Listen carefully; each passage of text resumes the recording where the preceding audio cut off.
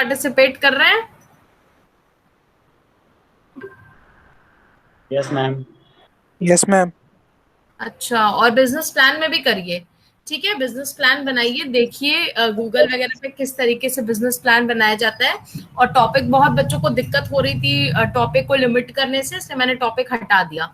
ठीक है, आपको जिस भी टॉपिक पे मन करे उस भी टॉपिक पे आप अपना स्टार्टअप दिखा सकते हैं कि आपको इस पे ये आपके पास आइडिया और इस तरीके का बिजनेस करना चाहते हैं। ठीक है, तो वो आपकी मैम कोई भी आइडिया हो सकती है। हाँ आयुष बोलो। मैम मेरे पास आइडिया तो है मैम। मैम हमें समझ नहीं आ रहा कैसे उसे प्रेजेंट करें। बच्चों का बहुत सारा प्रेजेंटेशन पिछली बार था, रुको मैं एक आध दो प्रेजेंटेशन आप लोग के ग्रुप पे सेंड करवाती हूँ, तो आपको पता चल जाएगा किस तरीके से प्रेजेंट करना है इसमें। ठीक है, देखते मैम हैं। हाँ बोला। मैम मैम एक सिंगल टॉपिक पे बना सकते हैं, मल्टीपल टॉपिक भी हो बिल्कुल सकते हैं। बिल्कुल बिल्कुल बिल्कुल, single topic not multiple topic. अगर जो जज एक बार देखेगा तो वो एक ही टॉपिक को लेके चलेगा ना, कि क्या आपने बिजनेस की आइडिया कहाँ से आई, क्या आपका कैपिटल लगेगा इसमें, कैसे आपको इसमें फायदा होगा। आपने बिजनेस प्लान देखा होगा ना, गूगल पे आप सर्च करिए और देखिए किस तरीके से बिजनेस प्लान बनाते हैं।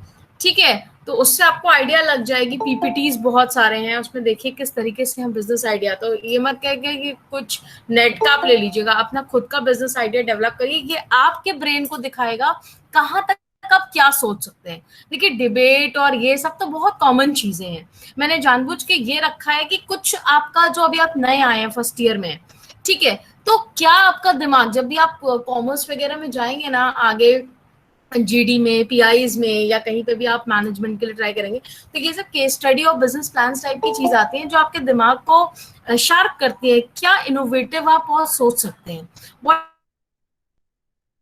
Innovative is going on into your mind, कि आप मान लीजिए आप बीकॉम पास करके एंटरप्रेन्योर बन रहे हैं, तो किस तरीके का ऐसा बिजनेस आप स्टार्ट करेंगे जिससे आपको कम लागत में फायदा ज्यादा हो। आज की कोविड-19 की सिचुएशन को देखते हुए किस तरीके का बिजनेस आप करेंगे और कैसे आप उसको सामने वाले के सामने प्रेजेंट करेंगे, ताकि देखिए सारी चीज भी इंक्लूड होनी चाहिए। आपको कॉस्ट बताना होगा, कैपिटल बताना होगा, पैसा बताना होगा कि आप कितना लगाए हैं, क्या फाइनेंशियल प्लानिंग ले रहे हैं, ये सारी चीज देखिए आपको अपने प्लान में मेंशन करना है। इन सब पे points I should not tell you, लेकिन ये सब चीजें इन्हीं के ऊपर जजेस आपका पीडीएफ देख के आपको सेलेक्ट करेंगे कि किस बच्चे ने सारी चीजों का आइडिया बहुत अच्छे से दिया है। कि हमको, अगर आपको बिजनेस, जो बच्चे देखिए अपने पापा पापा के संग करते होंगे बिजनेस, उनको तो आइडिया है कि क्या क्या चीजें कैसे कैसे करना है, लेकिन जो नए हैं वो, मान लीजिए कभी आपको कुछ नहीं मिला, आपको अपना बिजनेस ही स्टार्ट करना है, तो क्या चीजें आपके दिमाग में चलेंगी, ठीक है, कैसे आप स्टार्ट करेंगे, तो क्या होना चाहिए, कैसे प्लान करेंगे, को कितनी पूंजी होनी चाहिए, क्या सोचे हैं इस बिजनेस के लिए, रॉ मटेरियल कैसे आएगा, ये सारी चीज आपको अपने प्लान में बतानी पड़ेगी। और फिर जब जब 10 बच्चों में आपका सिलेक्शन होगा, तो आपको एक अच्छी पीपीटी, बढ़िया प्रेजेंटेबल जो हो, वो तैयार करके प्रेजेंट करना होगा। उसी के ऊपर आपके पूरे मार्क्स होंगे। आपका मैटर कैसा है, आपका वे ऑफ प्रेजेंटेशन कैसा है, क्या आपने बिजनेस की आइडिया में या एक नया बिजनेस स्टार्ट करने के लिए क्या सारी चीजें आपने अपने प्रेजेंटेशन में दी हैं। बहुत बच्चे बहुत अच्छा प्रेजेंट करते हैं लेकिन मैटर बहुत बेकार होता है। जो चीजें चाहिए हमको आइडिया में वो है, क्योंकि जजेस हम लोग तो रहेंगे नहीं, मैं तो कोऑर्डिनेटर हूँ, जजेस तो बाहर से आएंगे, फैकल्टी ऑफ कॉमर्स से कोई होगा या कोई भी और होगा जो जज करेगा, जो आपसे क्वेश्चन पूछेगा आपके प्लान पे। ठीक है, तो इसलिए मैंने इसलिए कुछ नया रखा कि डिबेट उबेट तो जब मैं चाहूँ तब करा दूं, वो तो एक दिन का काम है, लेकिन कुछ ऐसा रखा जाए जिससे बच्चे भी मतलब थोड़ा सा जाने। अभी आपका फर्स्ट ईयर है, इस बार जानिए, फिर अगली बार अच्छे से पार्टिसिपेट करिएगा। सारे बच्चे आपके कॉलेज के करते हैं पार्टिसिपेट, वो जानते हैं हर साल ये कंपटीशन होता है, बट इस बार तो डीएवी तक लेवल है, हर बार मैं इसको नेशनल लेवल पे कराती हूँ। बहुत अच्छी अच्छी एंट्री आती हैं, अलग अलग, चेन्नई से पिछली बार आया था, दिल्ली यूनिवर्सिटी से आता है, मुंबई से आता है, हमारे पास अच्छे अच्छे बिजनेस प्लान्स, आईआईटी के बच्चों के आते हैं, बीएचयू से आता है, तो आर्य महिला से बहुत बच्चे भेजते हैं, तो पूरा ऑल ओवर इंडिया हम 10 वो सेलेक्ट करके देते हैं। तो वैसे ही आप भी बनाइए जो आपके दिमाग में आ रहा है। अभी आप नए हैं तो एकदम प्रोफेशनल तो मैं आपसे नहीं एक्सपेक्ट कर रही हूँ, बट जो आपको गूगल में देख के, सर्च करके, सीनियर्स से पूछ के जो आपको दिमाग में आ रहा है वो आप बनाइए। मैं चाहती हूँ कि जो भी थोड़े अच्छे बच्चे हैं, जिनके पास अच्छी आइडिया है, फर्स्ट ईयर में बहुत सारे अच्छे बच्चे भी हैं, तो जो आइडिया आपके पास है वो आप प्रेजेंट करिए, बताइए। ओके, अगर सिलेक्शन हो गया पार्टिसिपेट तो करना ही चाहिए, सिलेक्शन ना सिलेक्शन होना दैट डजंट मैटर, एटलीस्ट आप ट्राई तो करिए, इनिशिएट तो करिए, ठीक है। हो सकता है आपकी आइडिया बहुत ही अच्छी हो, सब में अच्छी हो, ठीक है। चलिए, तो होप सो कि आप सब लोग क्विज में भी पार्टिसिपेट करिए। मैं जो भी 60% के ऊपर जिसका स्कोर होगा मैं सबको ई सर्टिफिकेट दूंगी, और बिजनेस प्लान में भी जो बच्चे सेलेक्टेड होंगे सबको तो नहीं दूंगी पार्टिसिपेशन, जो टॉप 10 या टॉप 15 बच्चों को जिनका बहुत अच्छा प्रेजेंटेशन होगा उनको मैं, जितने भी फाइनली क्वालिफाइड होंगे उनको मैं दूंगी, और साथ में प्राइज भी दूंगी जब कॉलेज खुलेगा तो। चलिए, अभी हम लोग हाँ बोलो। क्विज वाले के बारे में थोड़ा बताइए। बेटा क्विज का गूगल फॉर्म मैंने देखिए आपके ग्रुप पे लिंक भेज दिया है, और फोल्डर भी भेज दिया है मैंने, लिंक को आप क्लिक करिए, आप देखेंगे टाइम लिमिट आ रही है उसमें, अपना सारा डिस्क्रिप्शन दीजिए, अपना नाम क्या है, आप स्टूडेंट, व्हाट्सएप नंबर, ताकि आपके रिजल्ट आपको मिल जाए, ठीक है। सारा डिटेल जो जो उसमें पूछा है भर के स्टार्ट बटन दबाएंगे तो वापस आपके साथ क्वेश्चंस आएंगे, बस उसमें 4 ऑप्शंस हैं, आप उसको मार्क करते जाइए, और उसके बाद जो भी आपको लग रहा है आप मार्क करते जाइए, उसके बाद सबमिट कर दीजिए। जो भी बच्चे 60% के ऊपर स्कोर पाएंगे उन सबको मैं कॉलेज से सर्टिफिकेट दिलवाऊंगी। तो वैक्सीनेशन के ऊपर है, कोविड के ऊपर है, तो थोड़ा सा पढ़ वढ़ लीजिएगा। उसके बाद 25 आज से लेके मैं इसको 30 जून तक रखी हूँ, क्योंकि 30 जून के पहले मुझे ये सारे प्रोग्राम्स कराने हैं, तो आप देख लीजिए, मैं और आनंद सर मिलकर इसको करा रहे हैं। तो यू सी, अगर आप पार्टिसिपेट कर लिए, और अच्छा ये नहीं सोचिए कि नहीं 60% के ऊपर ही आएगा, एटलीस्ट पार्टिसिपेट, सब लोग पार्टिसिपेट करिए। मैं तो सारे बच्चों से कहूंगी प्लीज एवरीबॉडी शुड पार्टिसिपेट, ठीक है। देखिए तो कितना नॉलेज है आपको, क्या जो आजकल चल रहा है, कितनी वैक्सीन, कितना न्यूज आप देखते हैं, कितना आपको मालूम है कोविड के बारे में, या क्या चल रहा है अभी, ठीक है। तो एटलीस्ट अपने आप को जानिए खुद से, और बिना देखे प्लीज क्विज दीजिए, ठीक है। चलिए, फ्लोरेंस, बाकी की कोई और आपकी वो होगी तो आप मुझे फिर मैसेज, या चैतन्य को आप मैसेज करके पूछ सकते हैं, ठीक है, किस तरह से अगर कोई आपको, और प्लीज मेक श्योर कि आप 28 तक अपना PDF भेज दीजिए, जो भी आपका बना है। मैं नहीं ये कह रही एकदम प्रोफेशनली बनाइए, अभी आप फर्स्ट ईयर में, जो आपको समझ में खुद के दिमाग से आ रहा है वो बनाइए, फिर मैं आपको एक दिन कभी क्लास लूंगी तो आपको बताऊंगी कि एक्चुअली में बिजनेस प्लान बनाया कैसे जाता है। बहुत बच्चे हो सकता है अच्छा ही बना के, एकदम प्रोफेशनली बना के भेजे, ठीक है। आप अपने सीनियर से पूछ लीजिए कैसे बनाया जाता है, क्या करना चाहता है, और फिर आप भेजिए मुझे। तो मैं चाहती हूँ पार्टिसिपेशन हो, हम उसमें सेलेक्ट करेंगे कौन सा बेस्ट 10 होगा, ठीक है। चलिए, कल हम लोग फ्लोरेंस थ्योरी ऑफ लोकेशन पढ़ रहे थे। फ्लोरेंस थ्योरी ऑफ लोकेशन में मैंने 2 बेसिक पॉइंट्स आपको बताए थे, लोकेशन कोशेंट और कोफिशिएंट ऑफ लोकलाइजेशन, ठीक है। तो लोकेशन कोशेंट क्या था, ये एक इंडेक्स था, and this index shows the degree of concentration of industry in a particular region और स्टेट। तो इस लोकेशन कोशेंट को निकालने के लिए हमने 2 परसेंटेज निकाले थे, एक तो number of percentage of industrial worker in a particular industry found in a particular region to the percentage of all industrial worker in that region or state, ठीक है। दैट मीन्स एक पर्टिकुलर इंडस्ट्री में कितने number of worker काम कर रहे हैं, और उस पर्टिकुलर रीजन में कितने number of, total number of industrial worker हैं। जब हम इन दोनों के परसेंटेज को एक दूसरे के संग डिवाइड करेंगे तो हमको मिलेगा लोकेशन कोशेंट। और ये लोकेशन कोशेंट क्या होता है, ये रिवील करता है what is exactly the concentration of industry. And this index, ये जो लोकेशन कोशेंट जो इंडेक्स है, ये क्या, ये it's based on the fact कि industry is evenly distributed over the whole country if the location quotient is equal to 1। अगर आपका जो मैथमेटिकल फॉर्मूला कल मैंने बताया था, अगर आप उसको लगाएंगे और अगर आपका answer is equal to 1, that means the industry is evenly distributed. Location आपके लिए कोई बड़ी समस्या फिर नहीं है, it's not a big problem. Any place, anywhere you can locate your industry. क्यों? क्योंकि हर एक जो इंडस्ट्री है आपकी वो पूरे रीजन में इवनली डिस्ट्रीब्यूटेड है, हर जगह उसमें इक्वालिटी है, कहीं पे भी आप जाएंगे तो आपको वो इंडस्ट्री मिल जाएगी किसी भी रीजन में, ठीक है। लेकिन अगर जो आपका इंडेक्स है वो अबव यूनिटी है, that means it would be suppose that the region has a higher share of the industry. अगर उसका जो लोकेशन कोशेंट आता है वो 1 से ज्यादा आता है, that means it's above unity, that means that region is having the higher share of industry. वहां पे ही आप अपनी इंडस्ट्री को लगाइए, बिकॉज वो रीजन का कंसंट्रेशन जो है वो बहुत हाई है, मोर देन 1 है। तो डेफिनेटली आप अपनी इंडस्ट्री को वहां पे लगाइए। और अगर वो बिलो यूनिटी है, that means if it's less than 1, so it would be supposed that the region has not a higher share of industry। ठीक है, तो ये लोकेशन कोशेंट से हम कंसंट्रेशन ऑफ इंडस्ट्री को लगाते हैं कि किस जगह पे हम अपनी इंडस्ट्री को लोकेट करें। जहां पे इक्वल टू 1 है, मतलब लोकेशन कोई बड़ी समस्या नहीं है, हम कहीं पे भी अपनी इंडस्ट्री को लोकेट कर सकते हैं। अगर मोर देन 1 है, that means that region has a higher share of concentration, और अगर it's below unity, that means that region is not having the higher share of industry। So this is the location quotient। दूसरा statistical technique इस Florence theory में था coefficient of localisation. Coefficient क्या reveal करता है? ये भी कंसंट्रेशन की टेंडेंसी को रिवील करता है कि यहाँ पे इंडस्ट्री लगाने लायक है या नहीं। तो इसको हम कैसे निकालते हैं? इसको मैंने आपको बताया था कि %1 हम क्या लेंगे कि percentage of worker in each region in relation to total workers of the country. मतलब पूरे, जैसे उत्तर प्रदेश का मैंने एक एग्जांपल लिया था, तो उत्तर प्रदेश में कितने नंबर ऑफ इंडस्ट्रियल वर्कर है, और ऑल ओवर इंडिया, मतलब कंट्री यहाँ पे इंडिया है, और इंडिया में कितने नंबर ऑफ टोटल वर्कर है, इन दोनों का परसेंटेज। और दूसरा कि उत्तर प्रदेश में कारपेट इंडस्ट्री में कितने नंबर ऑफ वर्कर है, डिवाइडेड बाय पूरे इंडिया में कारपेट इंडस्ट्री में कितने नंबर ऑफ वर्कर है।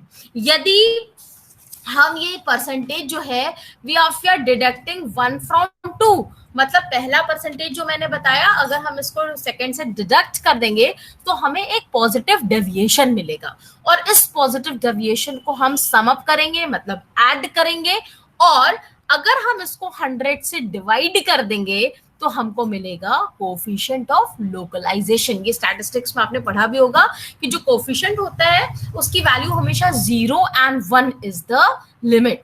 तो अगर coefficient of localisation of any industry is 0, यदि आपका ये कोफिशिएंट ऑफ लोकलाइजेशन का वैल्यू 0 आ रहा है, तो it would be assume that the industry does not have the tendency of concentration. मतलब यहाँ पे इससे आप ये कंक्लूजन ड्रॉ करेंगे कि आपको यहाँ पे ये इंडस्ट्री लगाने लायक नहीं है। लेकिन अगर यहाँ पे coefficient is 1, so it would be assumed that the industry has a high tendency of concentration। अगर आपका ये कोफिशिएंट की वैल्यू 1 आ रही है, दैट मीन्स आपको वही इंडस्ट्री लगाना चाहिए, क्योंकि वहां सारी सुविधाएं उपलब्ध है, और वो reason has a higher concentration level, has a higher share of industry।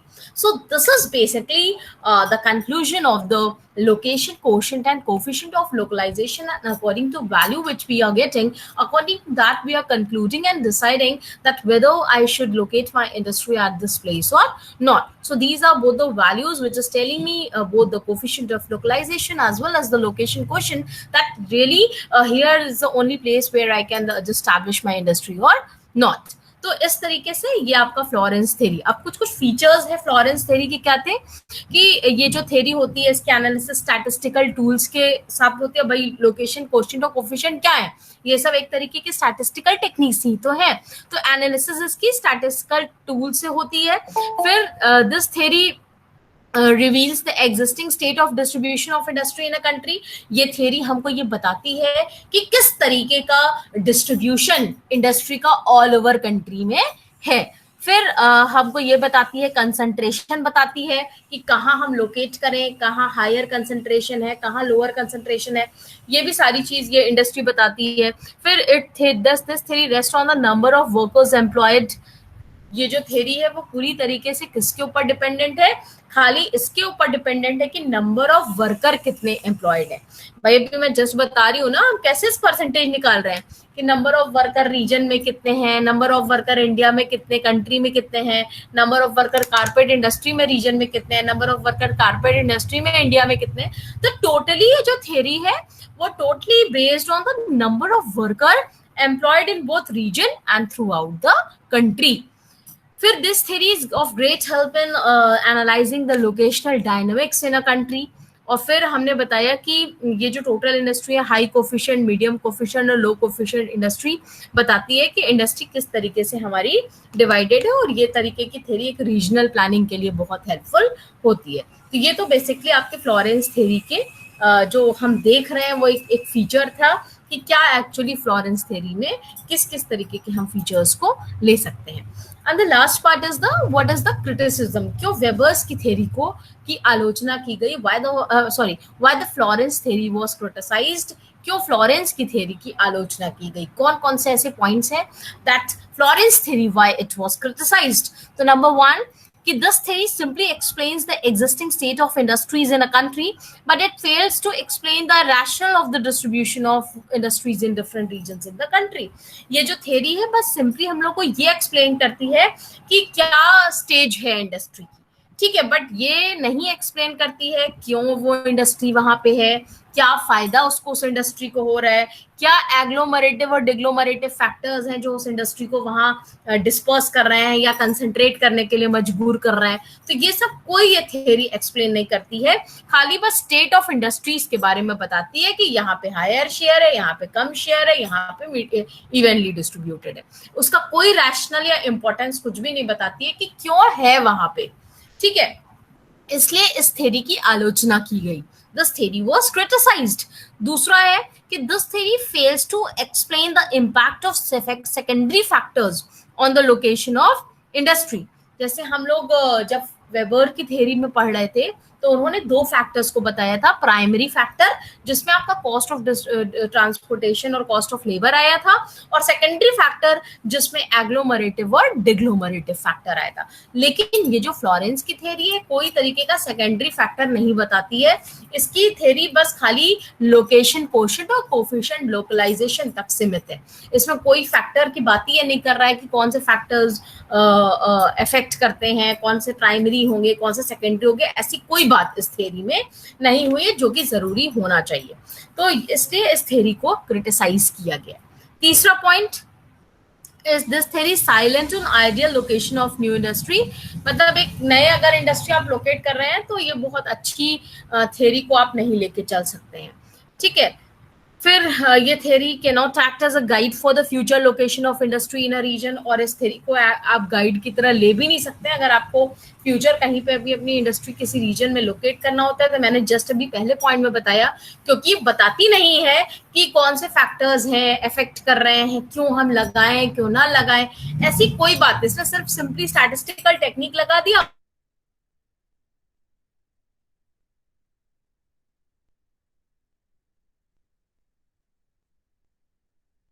Plant को लोकेट करना। क्वेश्चन इज नॉट, मैम आपका आवाज नहीं आ रहा है।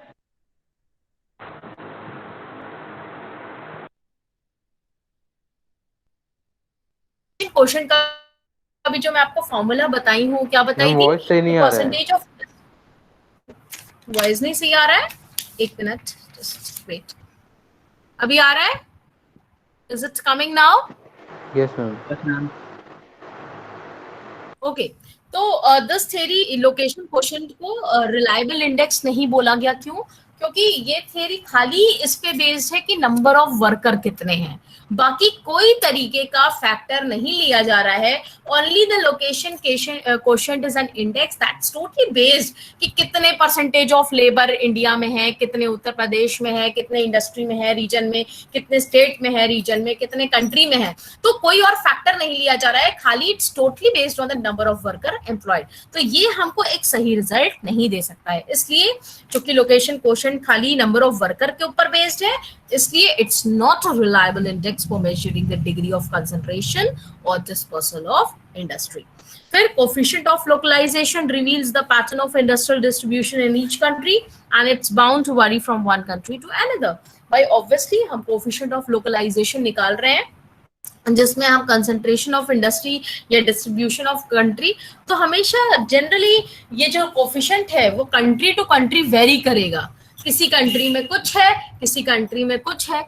तो हमें कभी कोई भी रिलायबल रिजल्ट कोफिशिएंट से भी नहीं मिल पाएगा, क्योंकि जो हमें पैटर्न ऑफ इंडस्ट्रियल डिस्ट्रीब्यूशन मिल रहा है वो एक कंट्री से डेफिनेटली दूसरे कंट्री से वेरी होगा और चेंज होगा। तो इस कोफिशिएंट ऑफ लोकलाइजेशन को भी हम एक रिलायबल रिजल्ट कंसंट्रेशन के लिए नहीं मान सकते, क्योंकि वो कंट्री टू कंट्री वेरी होगा और चेंज होगा।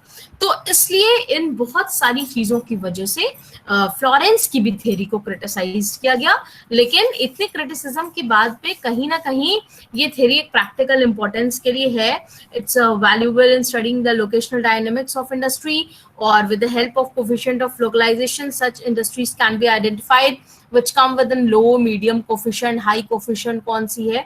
ये हमें कुछ बातें पता चल जाती हैं जो कहीं ना कहीं जब हम लगा रहे हैं अपनी इंडस्ट्री को तो एक प्रैक्टिकल इंपॉर्टेंस हमारे लिए काम करती है। ठीक है, तो there should be judicious combination of the theory of Weber and Florence, और वो जो दोनों की थ्योरी है वो कहीं कहीं थोड़ा थोड़ा इंपॉर्टेंस है, बट दोनों को ही बहुत एक गाइड की तरह नहीं लिया गया, क्योंकि उसकी भी कुछ क्रिटिसिज्म है, वेबर की भी, और फ्लोरेंस की भी कुछ कुछ बातों पे क्रिटिसिज्म है, उनकी आलोचना हुई है। इसलिए दोनों थ्योरी को हम फॉर टाइम बिंग तो ले सकते हैं, बट एकदम हमेशा के लिए एज अ गाइड हम इन थ्योरी को लोकेशन के डिसीजन को लेने के लिए नहीं ले सकते हैं। तो this is regarding the criticism of the Florence theory of location. इसलिए हमने फ्लोरेंस थ्योरी ऑफ लोकेशन की आलोचना की गई। So is the concept clear to you all? क्या बेसिक है? Yes ma'am. Yes, ma'am. Okay, बाकी आप वीडियो देखिएगा।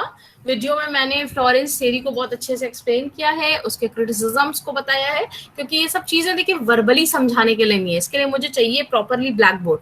इसीलिए मैंने आपको वीडियो भेजा है कि वीडियो में सारे पॉइंट्स हैं और मैंने ब्लैक बोर्ड पे एक चीजें समझाई हैं।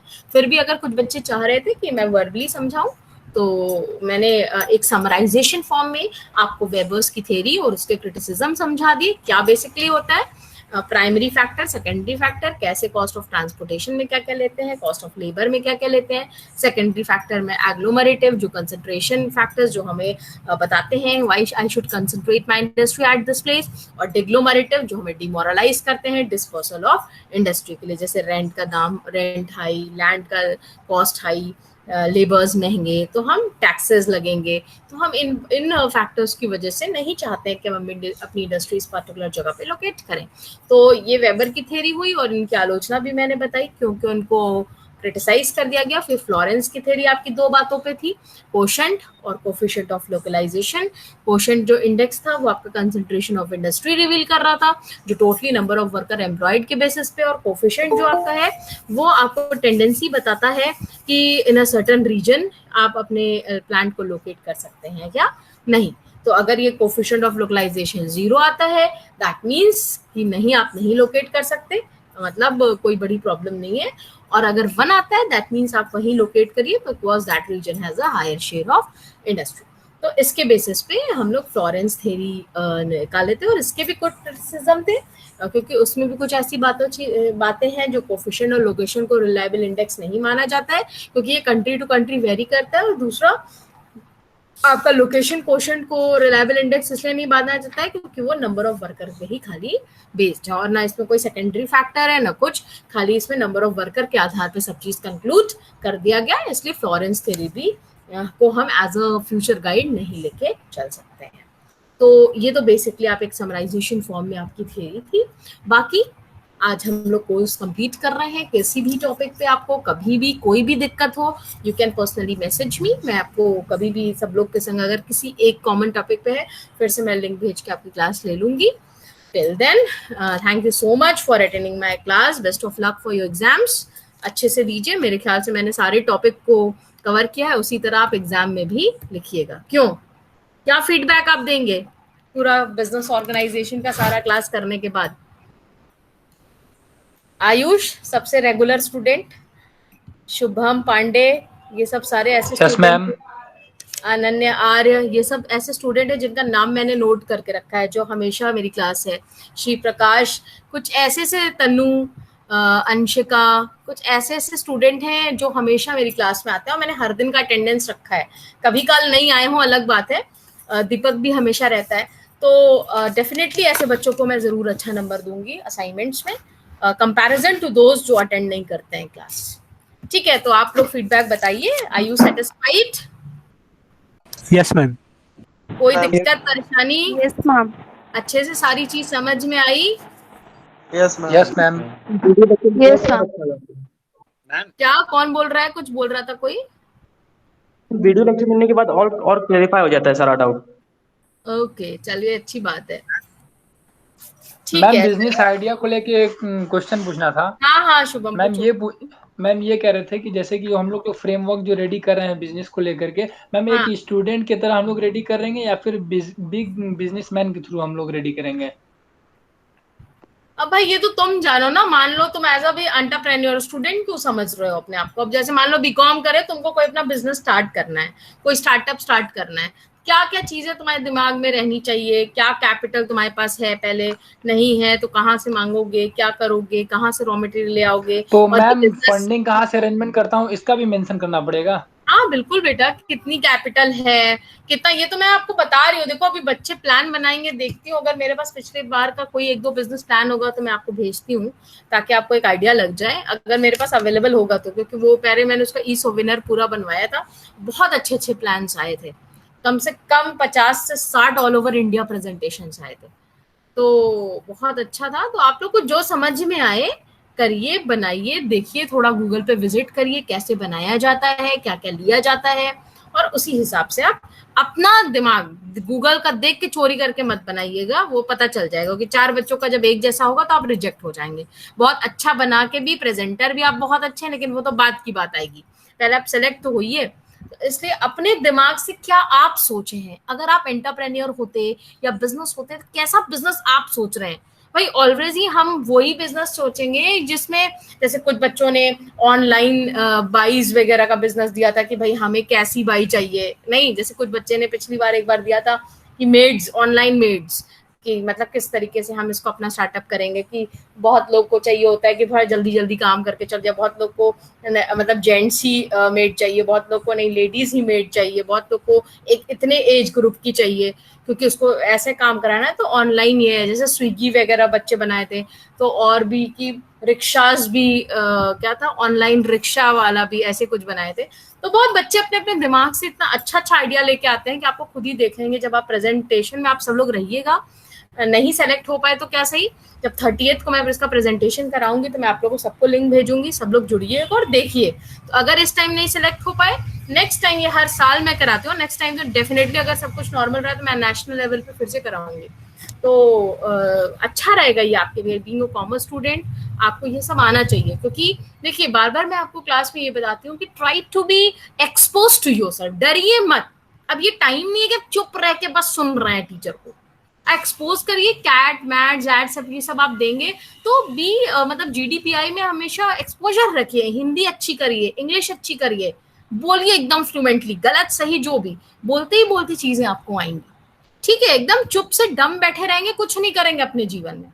इसलिए try to be very fluent, exposure रखिए, पार्टिसिपेशन करिए, ये टाइम भी बार बार नहीं मिलेगा, तो इसलिए जरूर हमेशा आगे बढ़ के हर चीज में पार्टिसिपेट करिए, और हमेशा न्यूज़पेपर वगैरह पढ़िए, अपनी लैंग्वेज अच्छी रखिए, वोकैबुलरी अच्छी रखिए, हिंदी इंग्लिश दोनों पे अच्छी कमांड रखिए। क्योंकि जब भी आपका जीडी या पीआई होगा तो ये देखा जाता है बंदा कितना, आज के टाइम में वो देखिए टाइम नहीं है कि आप बीएचयू से 9 परसेंटाइल लेके और जा रहे हैं किसी कंपनी में, कोई देखता तक नहीं है आप कितना परसेंट लाई, जो आप बोल रहे हैं ना वो मैटर करता है, जो आप एक्सप्रेस कर रहे हैं, जो आप अपने आपको प्रेजेंटेशन कैसे कर रहे हैं, दैट मैटर्स। आप डिग्री 4 लेके बैठे हो उससे कोई मतलब नहीं है कंपनी को, लेकिन what you are exposing, what you are presenting, what you are expressing, आज के टाइम में वो जमाना है। Are you agreeing with me और नॉट? Yes ma'am. ऐसा ही है कि नहीं है ना? तो इसलिए आपके जो लोग यूथ फेस्टिवल में पार्टिसिपेट किए थे उसका भी रिजल्ट जल्दी ही आ जाएगा। हम लोगों ने सारा रिजल्ट जूरी से ले लिया है, जिन लोगों ने पार्टिसिपेट किया था उनका रिजल्ट जल्द ही 2-4 दिन के अंदर आपको आपके ग्रुप पे मिल जाएगा। अगर आपने पार्टिसिपेट किया होगा और आपकी कोई पोजीशन आई होगी तो that will be send to your mail and as per as your group. ठीक है, तो सब चीज हो गई है। चलिए, best of luck for your exams. फिर मिलते हैं हम लोग नेक्स्ट सेमेस्टर में। अगर आपके क्लास में कोई सब्जेक्ट मिला तो फिर से मिलेंगे हम लोग। ओके, नहीं मिला तो कोई बात नहीं। Okay, thank you students, best of luck, अच्छे से करिएगा। Thank you ma'am. थैंक सब यू लोग मैम। प्रेजेंट रहिएगा, ठीक है? जून 30 के प्रेजेंटेशन में कम से कम जो नहीं भी दे पाए हैं या जिनका सिलेक्शन नहीं हो पाएगा, प्लीज आप इस बार रह के देखिए, अगले साल आप ही लोग कराएंगे।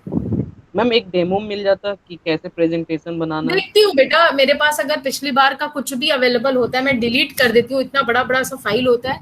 मैं देखती हूँ, अगर चेतन से भी बोलती हूँ और मेरे पास भी होगा तो मैं एक दो आप लोग को भेजती हूँ ताकि आप देख लो एक बार। I will try. ठीक है, okay, thank you. So we should end the class. Okay ma'am, thank you ma'am. Thank you.